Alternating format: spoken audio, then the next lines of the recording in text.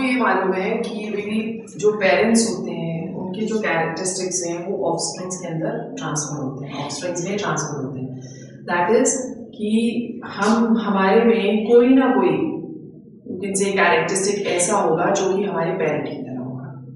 It means कि there are certain things which are being transferred from the parents to the offsprings. और ये जो transference होती है of characteristics, that is done by the way of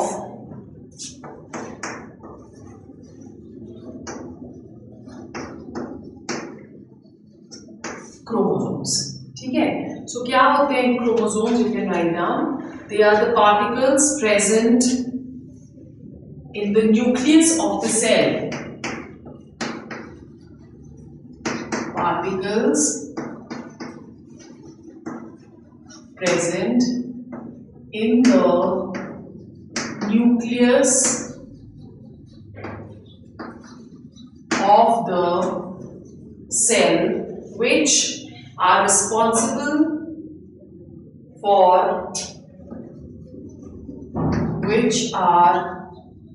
responsible for transmission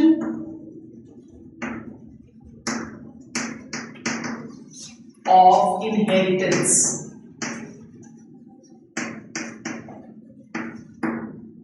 ठीक है, nucleus of the cell which are responsible for transmission of inheritance. मतलब ये heredity या कैरेक्टरिस्टिक्स पेरेंट्स के अगली जनरेशन में लेके जाता है, राइट। अब बेसिकली जब हम लोग करते हैं क्रोमोसोम्स, और हमने इससे पहले किए क्या थे, बायोमॉलिक्यूल्स। तो जो क्रोमोसोम्स है it consist of proteins, right, and it consists of biomolecules which is collectively known as nucleic acids. ठीक है, सो प्रोटीन्स और बायोमॉलिक्यूल्स उसको हम कलेक्टिवली न्यूक्लिक एसिड्स बुलाते हैं। रिपीटिंग यूनिट जो न्यूक्लिक एसिड्स का है that is known as nucleotides. Nucleotides क्या हुए? It is the repeating units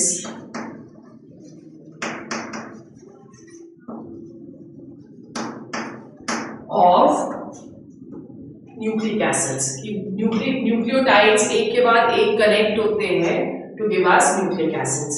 we know that the nucleic acids is of two types.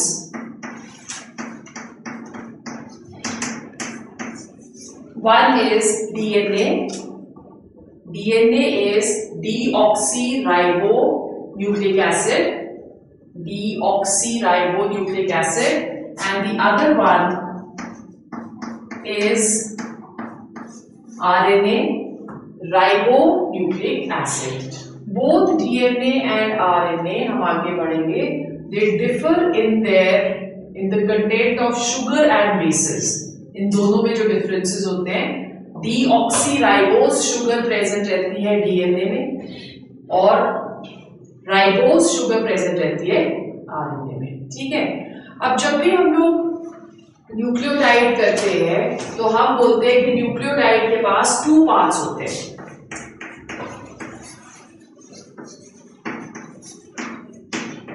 Nucleotide consist of two parts. लिख लो, it consists of number one, a nitrogen containing heterocyclic base.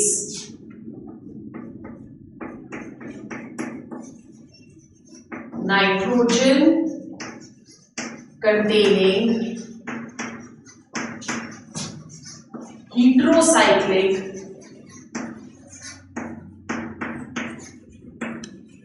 base. This is the first part. और ये जो heterocyclic base है, this is of further two kinds. One which are known as purines and the other one which are known as pyrimidines. ठीक है, are the ones which are known as pyrimidines. अब purines जो है they consist of two fused rings. इसमें दो rings हैं जो कि एक दूसरे के साथ फ्यूज हुई हैं, whereas pyrimidines they have a single heterocyclic ring.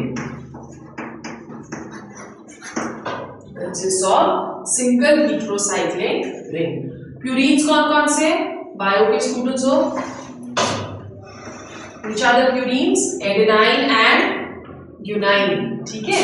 So there are two purines, adenine represented by capital A and क्या कहते हैं इसको? Guanine represented by capital G. ठीक है? Whereas जो pyrimidines है वो तीन है. कौन कौन से? We have cytosine, uracil and thymine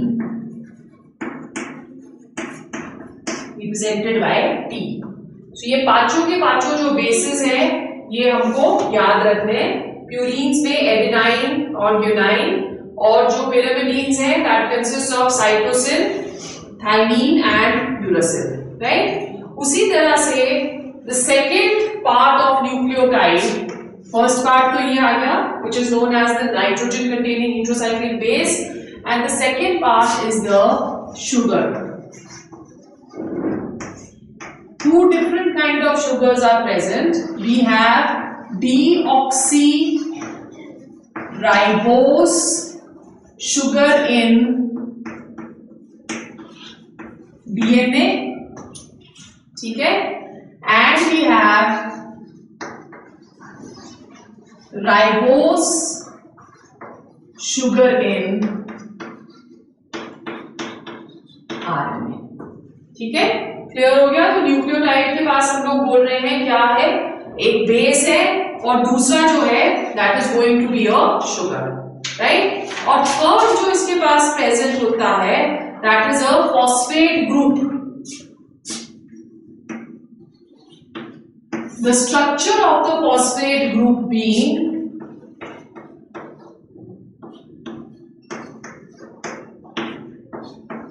this. So ये तीन चीजें एक न्यूक्लियोटाइड को बनाएंगी, राइट? अब ये जो फॉस्फेट ग्रुप होता है it is bonded to the hydroxyl group of the sugar. अभी हम आगे करेंगे जब इसका स्ट्रक्चर. फॉस्फेट ग्रुप जो है वो हाइड्रोक्सिल ग्रुप ऑफ शुगर के साथ बॉन्डेड होता है. Okay, so let's go on to the nucleoside. So we are going to write it again कि जो न्यूक्लियोटाइड हमने करा था उस न्यूक्लियोटाइड के पास तीन चीजें प्रेजेंट हैं. First is nitrogen containing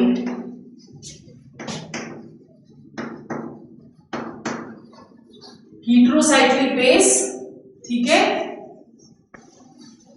Second is a sugar and third is a phosphate group. ये तीन चीजें न्यूक्लियोटाइड में प्रेजेंट है. जब आप न्यूक्लियोसाइड में जाते हैं तो nucleoside is formed by the combination of base plus sugar. ठीक है. सो अगर हम आरएनए में न्यूक्लियोसाइड देख रहे हैं तो आरएनए में जो बेस प्रेजेंट रहता है that is uracil base plus ribose sugar. और अगर हम डीएनए में जाते हैं तो डीएनए में थाइमीन बेस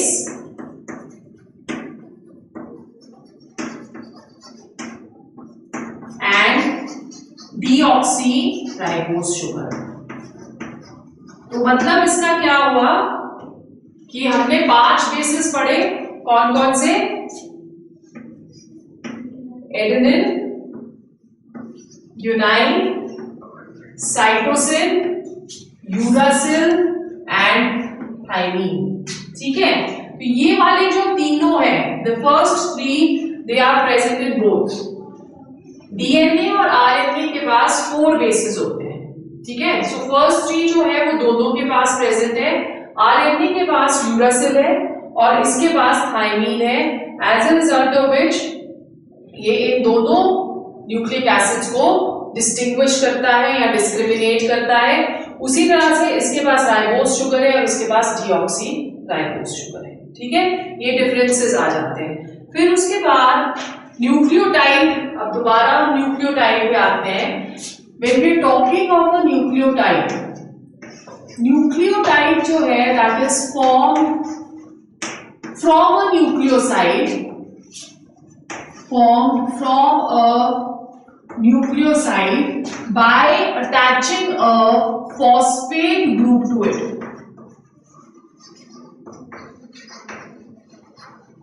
यही मतलब हुआ ना इसका, जब आप न्यूक्लियोटाइड कर रहे हो तो न्यूक्लियोटाइड के पास नाइट्रोजनस कंटेनिंग हीटेरोसाइक्लिक बेस है, वो न्यूक्लियोसाइड के पास भी है, इसके पास शुगर है, इसके पास भी है, तो इसके पास क्या मिसिंग है? फॉस्फेट। तो इसका मतलब न्यूक्लियोटाइड कैसे बनता है? जब हम किसी भी न्यूक्लियोसाइड के साथ एक फॉस्फेट ग्रुप को अटैच कर देते हैं, then that forms a nucleotide. ठीक है, सो अगर सपोज हम लोग इसको रिप्रेजेंट करना चाहते हैं,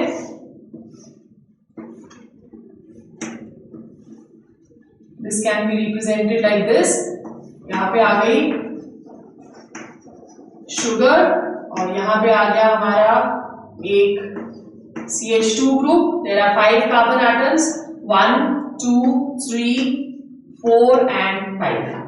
ठीक है, और इसके साथ एक फॉस्फेट ग्रुप अटैच रहता है which is P double bond O सारा को बना देते हैं O. So this is the representation of nucleotide in which the base it can keep changing, right? अब जब न्यूक्लियोटाइड को हम लोग ज्वाइन करते हैं, ज्वाइन का मतलब इस न्यूक्लियोटाइड को हम दूसरे के साथ अटैच करेंगे, तो उस पे आप लिखो the linkage is between, the linkage is between 5 and 3 carbon atoms of pentose sugar forming a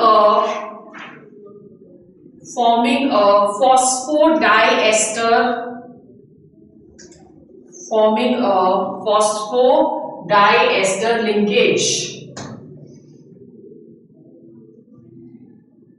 right? So अब यहाँ पे ये थर्ड है, वो बोल रहा है कि इस थर्ड को हमने अटैच करना है to the 5th carbon atom, right? So 5th carbon atom के साथ ये जब अटैच होगा, सो हम इसकी attachment through phosphate group show करते हैं। Okay, so if we are showing the attachment that is the phosphodiester, then how can we show it? आपका ये फर्स्ट वाला आ गया, राइट? अब यहाँ पे let's say this has an OH group, ठीक है, इसके साथ 5th वाला कार्बन एटम ये है, तो यहाँ पे क्या आ जाएगा? ऑक्सीजन, फॉस्फोरस, ऑक्सीजन, फॉस्फोरस और ऑक्सीजन आ गया। ठीक है, यहाँ पे हमारे पास एक CH2 ग्रुप आता है, राइट? और ये आ गया O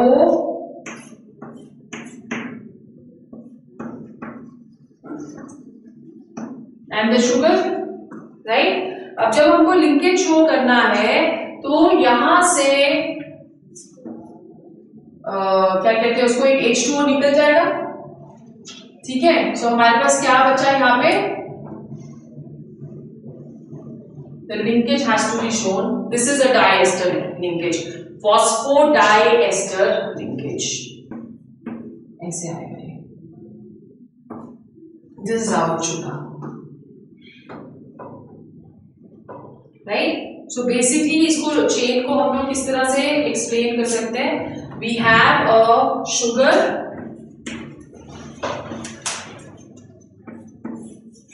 शुगर के साथ आ गया बेस, बेस के साथ आ गया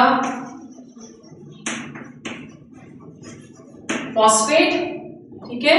फिर फॉस्फेट के बाद फिर से शुगर आ जाएगा, which is the repeating unit. इस शुगर के साथ बेस, बेस के साथ phosphate,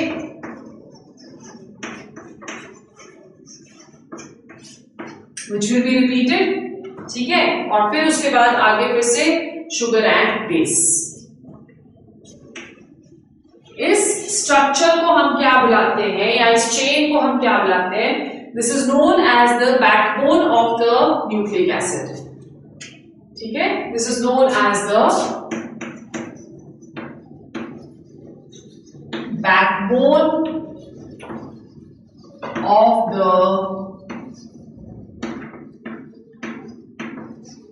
nucleic acids, phosphodiester linkage, ठीक है। Then let's go on to the structure of DNA. आपको पता है कि डबल हेलिक्स स्ट्रक्चर होता है डीएनए का, बायो वाले स्टूडेंट्स को आता है, सो ज्यादा डिटेल में हमने जाना नहीं इसके। So what do we have? Structure of DNA लिखो। Number 1, the primary structure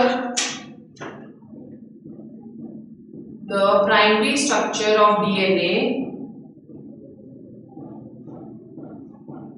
is according to the information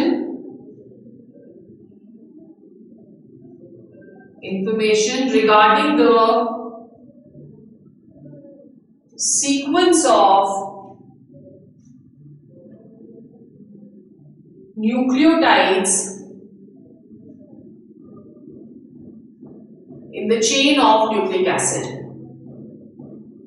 Nucleotides in the chain of nucleic acids. ठीक है।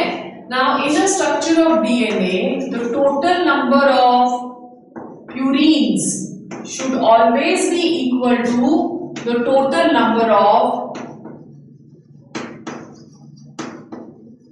pyrimidines. ठीक है। सो प्यूरीन्स जो हमारे हैं वो कौन कौन से हैं? Adenine plus thymine, okay. और जो pyrimidines डीएनए में प्रेजेंट है, that is going to be cytosine plus guanine. So total number of purines और pyrimidines सेम होने चाहिए, रेशो में भी डिफरेंट। जैसे रेशो जो एक ह्यूमन सेल है उसके अंदर रेशो 1.5 के करीब होती है प्यूरीन्स और pyrimidines की, whereas अगर हम ई कोलाई लें जो बैक्टीरिया है उसमें जो रेशो है that is 0.95। So ratios they can be different, but DNA में total number of purine should always be equal to total number of pyrimidines। जो साइंटिस्ट जिसने इसका मॉडल दिया था, his name was Watson Crick, ठीक है, जिसने इसका डबल हेलिक्स स्ट्रक्चर दिया था। Double helix structure means it consists of 2 strands of a ribbon, right? जैसे draw करना, my drawing is very bad, okay? जैसे ये एक इसकी वो हो गई, ठीक है। तो जो दूसरा स्ट्रैंड बनेगा that is going to be a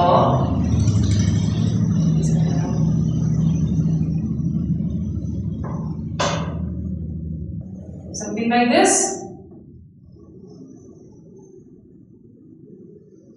Now this linkage, this strand has, you can see 2 open ends. एक open end ये है, this is the 5th carbon atom, और एक open end हमें ये नजर आ रहा है, which is the 3rd carbon atom, ठीक है।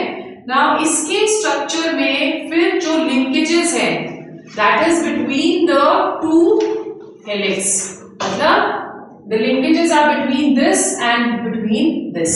So there has to be certain kind of bonds which are present inside the bases, और वो जो bonding इसमें present होती है that is the hydrogen bonding, ठीक है। So 2 strands है हमारे पास, let's say this is strand 1 and this is strand 2।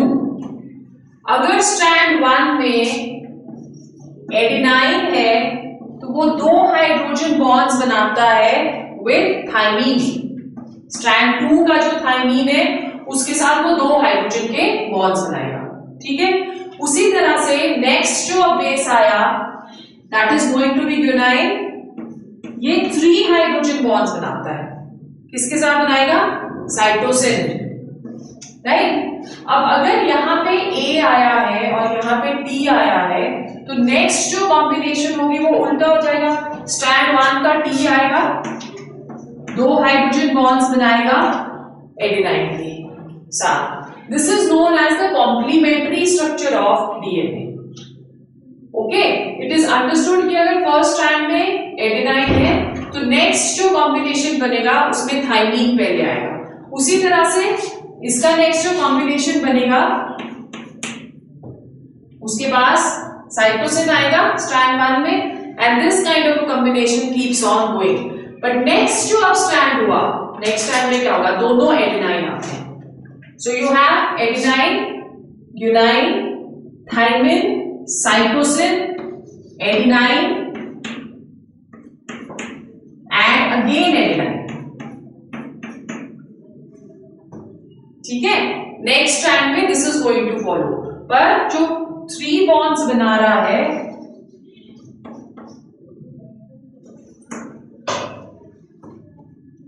that is going to be like this, ठीक। So because this kind of an arrangement can be, you can say very well, आप कह सकते हो उसको हम लोग प्रिडिक्ट कर सकते हैं। तो स्ट्रैंड 1 और स्ट्रैंड 2 के जो ये स्ट्रक्चर को हम लोग बुला रहे हैं that is known as complementary structure of, yeah, you can say that the 2 strands they are having a complementary nature with each other, ठीक है। ओके, अब इसमें जो डायमीटर है, diameter of double helix is 2 nanometer, ठीक है। and the double helical structure, it repeats itself, the double helical structure repeats itself after an interval of 3.4 nanometers, और एक टर्न में देयर आर 10 बेसेस, ठीक है। सो डायमीटर का मतलब हुआ डिस्टेंस बिटवीन द स्ट्रैंड्स। ये जो डायमीटर है डबल हेलिक्स में, तो मैं तो अलग अलग डायमीटर बनाते हैं, this is same, okay. So diameter जो है दैट इज 2 नैनोमीटर्स, और ये बाउंड करता है जो ऐसे, इसकी जो लेंथ है दैट इज 3.4 नैनोमीटर्स, और इस एक सर्कल में there are 10 pairs of bases. That is what DNA structure is. अब इसमें 2 चीजें या 2 टर्म्स हम यूज करते हैं। First is melting of DNA. Melting of DNA क्या होता है कि when we increase the temperature the 2 strands get separated. So separation of 2 strands of DNA on heating is known as melting of DNA, ठीक है। और जब हम इनको कूल करते हैं तो दोनों strands वापस इकट्ठे आ जाते हैं। That process is known as annealing. So annealing क्या हुआ? It is coming together of the 2 strands on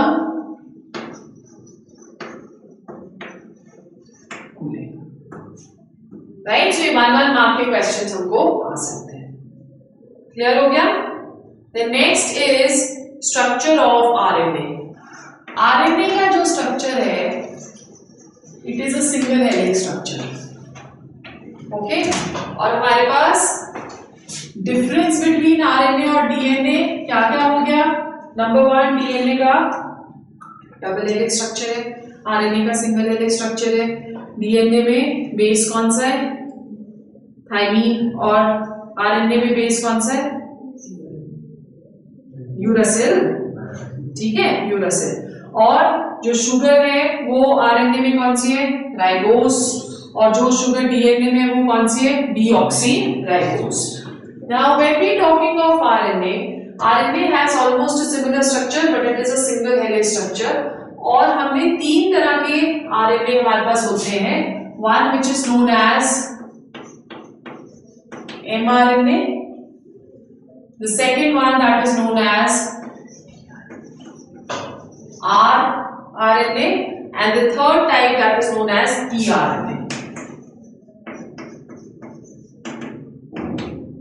mRNA is known as the messenger RNA, rRNA is known as the ribosomal RNA, and tRNA that is known as the transfer RNA. ठीक है, जो major function इनका रहता है that is synthesis of proteins. ठीक है, clear हो